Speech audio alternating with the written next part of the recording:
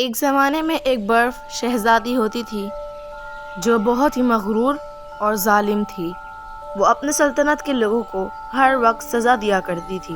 اگر تو کوئی اس کی بات نہیں مانتا تھا تو وہ اس کو مار دیتی یا اس کو کچھ دنوں کے لیے کمرے میں بند کر دیتی۔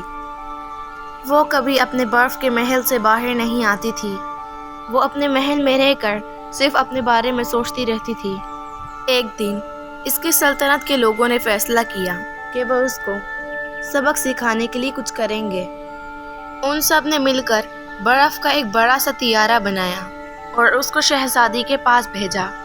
شہزادی نے جب برف کے طیارے کو دیکھا تو وہ بہت خوش ہوئی۔ اس نے طیارے میں سوار ہونے کا فیصلہ کیا۔ شہزادی نے موڈ بنایا اور وہ طیارے میں بیٹھ گئی۔ طیارہ ایک گرم صحرا کے پاس لے کر آ گیا۔ وہاں شدید گرمی تھی۔ شہزادی برف کے کپڑوں میں تھی، اس لیے تھوڑی دیر تک وہ سانس صحیح لے پائی۔ شہزادی اس طیارے کے اندر پھنس گئی تھی اور اسے باہر نکلنے کی کوشش کر رہی تھی۔ وہ رونے لگی اور طیارے کی کھڑکی سے لوگوں سے مدد مانگنے لگی، لیکن شہزادی کے برے برتاؤ کرنے کی وجہ سے وہاں کوئی نہ آیا۔ طیارے سے باہر کھڑے لوگ سب دیکھ کر ہنس رہے تھے۔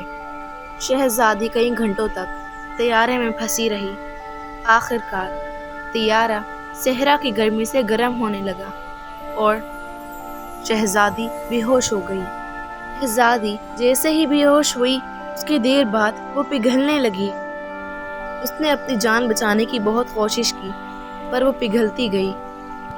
آخر کار وہ ایک پانی کے قطرے میں بدل گئی اور وہ پگھل گئی اور پگھل کر طیارے سے نکل گئی۔ جب لوگوں نے شہزادی کو پانی کے قطرے میں بدلتے ہوئے دیکھا تو وہ حیران ہو گئے۔ شہزادی کی موت کے بعد وہاں ایک رحم دل شہزادے کو تخت پر بٹھا دیا گیا۔ لوگ اس کے ہونے سے بہت خوش تھے۔ وہ اب خوشی خوشی اپنی سلطنت میں رہنے لگے، نہ ہی کسی میں ظلم ہو رہا تھا۔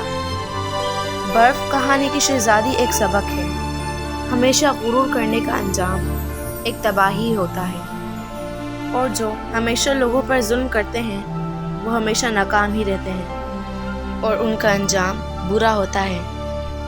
اچھا سلوک کرنے پر انجام بھی اچھا ہوتا ہے، جیسا سلوک ویسا انجام۔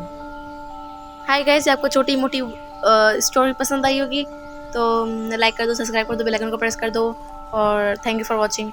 اللہ حافظ۔